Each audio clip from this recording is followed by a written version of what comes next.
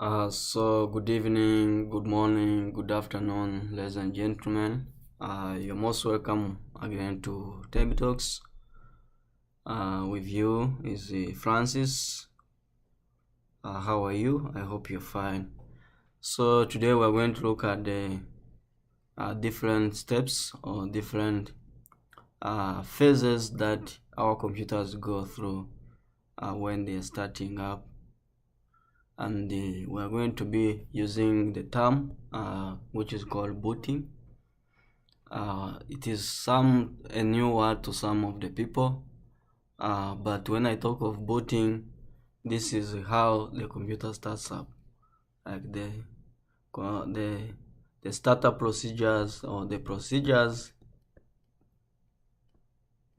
that a computer will go through in order to start up. Normally, it starts, of course, from when it is shut down.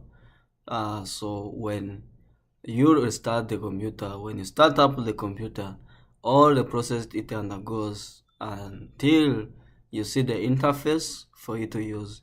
You see the application loading is what we call the booting process.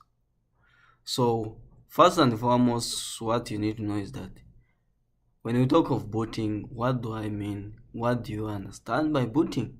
So booting is the process of starting up a computer. The process of starting up, I said starting up can either result from when a computer is shut down or when you are restarting the machine. So when the computer is shut down or you are starting, and then you are trying to start up a computer, and in that process of starting up a computer, you are also loading its operating system, the OS. Now the OS in this case, of course, I mean different types of OS. Could be like Windows, could be Linux, or it could be Android or iOS in the mobile phones. Now, when you are starting a computer and you want to load the operating system so that you get the interface to start using the computer system, that's what we call a booting. Why do we boot? It is essential for us to do the booting because we want to have access to all the applications. We want to have access to the OS, the operating system, so that we can start interacting. So when a computer is shut down, when a computer maybe power went off and you're trying to start it again, the reason why you put on power and then you start up the computer is because you want to access your programs. You want to access the programs on your machines. So we do the booting essentially in other words, in order to have functionality, in order to be able to make our computer be in a functional mode.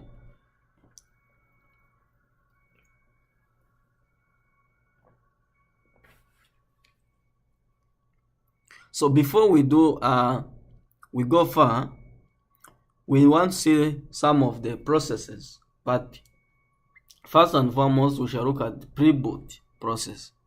The pre-boot means that what are those things that start before booting is done? Like before, when I say pre means before. Before a computer starts, or before the OS is loaded, what is that thing that comes first? We have what we call the powering on or post. Powering on is, of course, the process of pressing the power. You have the power button. So when you connect your power switch on your source of power socket, now after that you get that power cable and then connect it to your computer, to your laptop or desktop. Then you press the power button to initiate the process. The moment you press that power button, it means you are now allowing power to enter into your computer system. And that's what we call power on self-test. Power on self-test means that you want to ensure that all the components that involve the hardware components, to ensure that they all get the power. And these components could be input hardware, could be output, could be processing, all the components. That brings us to what we call the BIOS. The BIOS means the input-output system. You need to make sure that all these systems receives power. And once they receive power, of course, the hardware diagnostics and initialization will have to start. And then from there, we have what we call the firmware. Firmware is like, it is responsible for the communicating, like different hardwares need to communicate. Like we have the keyboard. The keyboard is used for input. We have the motherboard is used for processing. That's why we have the processor. We have the screen, which is used for displaying. Now, all these process, all these hardwares have to communicate. If the keyboard already has power and you are typing, now the input, the data you send, have to communicate with the processor. The processor need to know so and so have sent this request and I have to work on it. And that's what we call the firmware. The firmware, or the unified extensible firmware interface, is that part in a computer system which is responsible for hardware communication and bootstrapping. So, what are some of the sequences? Of course, during the booting sequence, this is where the firmware determines the bootloader, or the order in which the booting will go, like which order, which one comes first and which one comes last. What are the priorities, like, is it first come, first serve? What comes first? When your power is already supplied and all the components have power, so what comes first? Is it the processing that needs to first be supplied or be loaded with the OS? Is it the input devices that need to come first? So examples we have like the hard disk, the CD, and DVD, USB. So all the priority settings is done under what we call the boot sequence. So in the boot sequence, we say that what comes first, starting and end. What comes first and what comes last. So after looking at all those, now you need to also think about the partitioning, the disk partitioning. This is what we call the master boot record, or the guide partitioning table. Why do we do this? Of course, as a computer system, you must have this storage component. Now, when you are booting, we said we are loading the operating system. Operating system is made of files. It is made up of data. It is made up of different types of files, and it has a storage capacity. So when you start up the operating system, which in the long run will act as an environment where the application software will operate from. Now, you need to know where will this operating system operate from. That's why we have what we call the partitioning. Partitioning is dividing certain components of your storage, dividing certain schemes of your storage, so that you have where the OS will operate from. The OS will be stored. The files in the operating system, the files in your Windows, the files in your Linux, the files on your Android or OS will have to be stored. Then after being stored and then they are well arranged, then it acts as an environment. It acts as as a playground where these other applications which serve specific tasks will come in and start operating. So after looking at that, we also have what we call the bootloader. The bootloader, this is a software which loads the operating system. So we talked about having the operating system being loaded, but there's that driver, there's that catalyst, there's that loader that influence the OS to be loaded, and that's what we call the bootloader.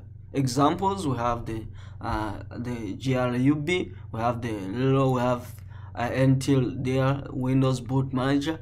All these are called the bootloader. You can find them in the mass boot record or the EFI system partition. So this one, they act as like the drivers of the booting process for the operating system. So once you've got the driver, then you do what the computer does, go into the kernel initialization mode, and under the initialization mode of the kernel part of the computer system, this is where the booting starts. This is the process, this is the kernel. The role of this is to ensure that the kernel goes into the booting process. The kernel is that the core, the inner part of the system that works for the starting the machine. And this one also allows you now the hardware to be detected. The kernel initialization, it enables the hardware to be detected. How? Like the keyboard will be detected that already the keyboard is connected. The CPU, that is the central processing unit, will be detected. The monitor will be detected. So all these components, the main key components of the computer system, will be detected during the kernel initialization. And then after that, now the unit process, this is where now every component is now initialized and given the space, the user space initialization, and then the system start operating. So after the system now operates, now we have what we call the user login. The user login, this is the transition system where initialization of the user mode is enabled, displaying the login screen. That's where now you see the monitor coming in, you see the application coming, but before that you have to log in as a user. After logging in now, you will be able to access the computer programs and then start using it. So by the time you log in, by the time you finish logging in, you put your the administrator password, username and password. Now you have access to operating system, you have access to the File Explorer, Windows File Explorer, you have access to all your applications on your computer, and then you start operating and enjoying your computer. And this is the final step in the booting process, by the way. The moment you have access to your applications, the moment you have access to your OS and now you're using it, that's the final process, that's the end. It means the computer has done its work, the booting process is done, and all this, depending on which machine you're using, depending on the strength and the speed of your machine, this takes seconds, does not take a lot of time. All this process will be done in a very short period of time, and then everything is done. So guys, it's very important to understand all these procedures, the booting procedures in a computer system, because it is very, very important. As you go through this lecture, please remember that subscribing to our channel is the best thing you can do, because you will get more videos that will help you to master the computer science or the computer knowledge. You will get other lessons, you get other resources in different fields, and sharing will help us to spread the message to different kind of people.